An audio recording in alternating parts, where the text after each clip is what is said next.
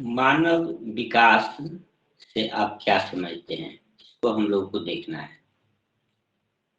देखिए, मानव विकास से तात्पर्य होता है मानव जीवन की गुणवत्ता में वृद्धि होना। यदि मानव का जीवन पहले से अधिक गुणवत्तापूर्ण हो गया है, तो इसे हम मानव विकास के रूप में देख सकते हैं। यदि उनका स्वास्थ्य पहले से अच्छा हो गया, यदि उनकी शिक्षा की स्थिति सुधर गई, उनका जीवन स्तर ऊंचा हो गया, उनके जीवन में अधिक खुशियां आ गई, उनके जीवन में विकल्पों की संख्या बढ़ गया। इस प्रकार यदि मानव के विकल्पों में वृद्धि होती है, उनका स्वास्थ्य अच्छा होता है, उनका जीवन स्तर अच्छा होता है, तो इसे हम मानव विकास के रूप में जानते हैं। संक्षेप में हम एक लाइन में कह सकते हैं कि मानव जीवन की गुणवत्ता में वृद्धि को ही मानव विकास कहते हैं। हम जिस क्वेश्चन पर डिस्कशन करने वाले हैं वह है मानव विकास के प्रमुख घटक कौन कौन से हैं।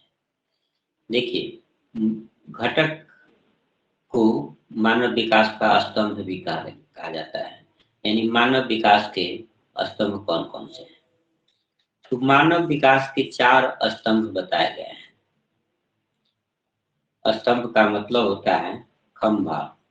जैसे कि कोई झोपड़ी भी खड़ा करना है तो कम से कम 4 पिलर चाहिए। कोई भी बिल्डिंग बनाना है तो कम से कम 4 पिलर चाहिए, तभी वो खड़ा होगा, यानी 4 खंभे चाहिए। ठीक उसी तरह से मानव विकास के लिए 4 चीजों को बहुत अनिवार्य माना गया है और उसे ही मानव विकास के 4 स्तंभ कहते हैं। क्वेश्चन है कि मानव विकास के 4 घटक कौन कौन से हैं। इसके जगह पर आपको क्वेश्चन हो सकता है कि मानव विकास के 4 स्तंभ कौन कौन से हैं। तो 4 प्रमुख चीजें हैं जिससे कि जो कि मानव विकास के लिए अनिवार्य है, इसी को मानव विकास के घटक और कभी कभी मानव विकास के 4 स्तंभ भी कह दिए जाते हैं। वह 4 चीजें कौन कौन सी हैं। विकास के 4 स्तंभ में पहला है समता। इसको हम इंग्लिश में इक्विटी या न्याय कहते हैं। दूसरा है सतत पोषणीयता।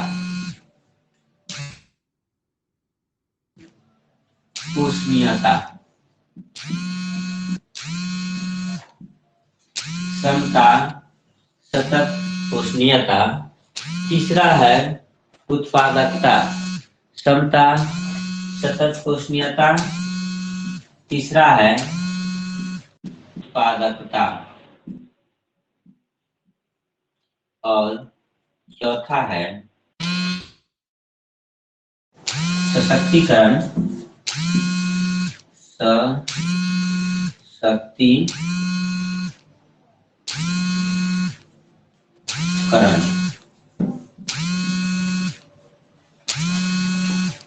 तो समता, सतत पोषणीयता, उत्पादकता और सशक्तिकरण मानव विकास के लिए ये 4 चीजें बहुत जरूरी है। इसलिए मानव विकास के 4 घटक या 4 स्तंभ भी इन्हें कहे जाते हैं। तो मानव विकास के इन 4 स्तंभों में सबसे पहला है समता। इसको हम इंग्लिश में इक्विटी कहते हैं या न्याय कहते हैं। अर्थात बिना किसी भेदभाव के हर किसी के साथ जो है सामाजिक न्याय हो, हर किसी को समान माना जाए। लिंग के आधार पर, जाति के आधार पर, धर्म के आधार पर, क्षेत्र के आधार पर, भाषा के आधार पर, संस्कृति के आधार पर, किसी भी आधार पर उनके साथ भेदभाव नहीं हो, उसे ही बोलते हैं समता। समता से तात्पर्य है सबको समान माना जाना और सबको समान आगे बढ़ने के लिए समान अवसर उपलब्ध कराना, किसी भी तरह का भेदभाव नहीं होना और सभी को विकास के लिए समान अवसर उपलब्ध कराना ही समता है या इक्विटी या जिसको न्याय हम कह सकते हैं। खासकर जो पिछड़े हैं, दलित हैं, जो अभिवंचित हैं, कमजोर हैं, उनके साथ कोई भेदभाव नहीं हो। हर किसी को अवसरों तक पहुंचने के लिए समान रूप से सुविधा उपलब्ध कराना ही समता या न्याय के अंतर्गत रखा गया है।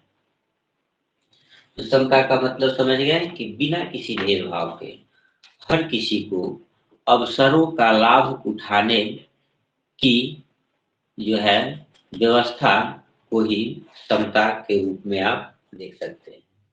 दूसरा है सतत पोषणीयता।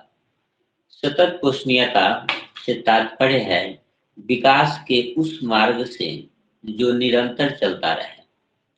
विकास का वैसा मार्ग हो जो हमेशा चलता रहे, और ऐसा विकास तभी संभव है जब हम विकास के दौरान अपने पर्यावरण को सुरक्षित रखते हुए आगे बढ़े। यदि हम पर्यावरण को प्रदूषित करते जाएंगे, हवा को प्रदूषित करते जाएंगे, मृदा को प्रदूषित करते जाएंगे, वायु को प्रदूषित करते जाएंगे, तो बहुत दिनों तक ये विकास नहीं चलने वाला है। जब हवाएं बहुत दूषित हो जाएंगी तो उसे सांस में लेकर लोग बीमार होने लगेंगे, मरने लगेंगे। यदि हम जल को बहुत प्रदूषित करते हैं तो आगे के दिनों में उसे पी पी कर लोग मरेंगे, प्रदूषित जल बीमारियों का कारण बनेंगे। मृदा को बहुत प्रदूषित करते हैं तो फिर अन्न का उत्पादन नहीं हो पाएगा। यदि हम ध्वनि प्रदूषण बहुत बढ़ाते हैं तो यह भी अनेक बीमारियों का कारण बनेगा। अर्थात हमें अपने पर्यावरण को सुरक्षित रखते हुए ही विकास करना होगा, और ऐसे ही विकास को बोलते हैं सतत पोषणीयता। अर्थात सतत पोषणीयता से तात्पर्य है वैसा विकास जो हमेशा आगे विकास को बढ़ावा देने वाला हो, ऐसा विकास नहीं जो आगे भविष्य में विनाश का कारण बन जाए।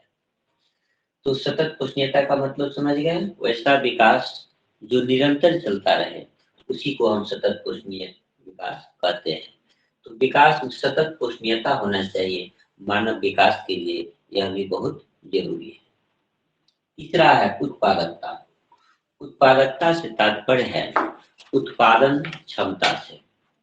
मानव के उत्पादन क्षमता में उत्तरोत्तर वृद्धि होते रहना चाहिए। मानव की उत्पादन क्षमता हमेशा बढ़ते रहना चाहिए, इसी को बोलते हैं उत्पादकता। एक उदाहरण से इसको समझिए। एक मजदूर दिन भर में 500 रुपए कमा सकते हैं। यदि वह मजदूरी करते हैं तो उन्हें 500 रुपए मिलता है। यदि वह मजदूर कोई टेक्निकल काम सीख लेते हैं और वह मान लिया कि ट्रैक्टर चलाना सीख जाते हैं, वह हल बैल से हल जोतते थे, उन्हें 500 रुपए प्रतिदिन दिए जाते थे। अब वह ट्रैक्टर चलाना सीख लिया है और अब ट्रैक्टर से हल जोतता है, वह प्रतिदिन 500 रुपए से अधिक कमाएंगे। यानी कि वह काम तो वही कर रहे हैं, हल ही जोत रहे हैं, लेकिन उनकी उत्पादकता बढ़ गई। वह एक दिन में अधिक काम कर सकते हैं और अधिक रुपए कमा सकते हैं। तो उत्पादकता का मतलब हो गया उत्पादन क्षमता, और विकास के लिए उत्पादकता में वृद्धि जरूरी है। जब तक उत्पादकता नहीं बढ़ेगा विकास नहीं होगा। विकास के लिए उत्पादकता अर्थात मानव की उत्पादन क्षमता में वृद्धि आवश्यक है। अगला है सशक्तिकरण। सशक्तिकरण से तात्पर्य है विकल्पों को चुनने की क्षमता में वृद्धि होना। सशक्तिकरण से मानव को अपने विकल्पों के चुनने की क्षमता में बढ़ोतरी होता है। जब आदमी शिक्षित होते हैं, जब उनमें कुशलता आता है, तो उनके पास बहुत सारे अवसर होते हैं। अर्थात उनके विकल्प बढ़ जाते हैं। और मानव के विकास के लिए यह भी बहुत जरूरी है सशक्तिकरण। बिना सशक्तिकरण के विकास नहीं हो सकता।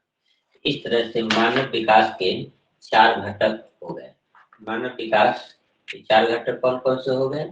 समता, सतत पोषणीयता, उत्पादकता और सशक्तिकरण। ये मानव विकास के 4 घटक हैं।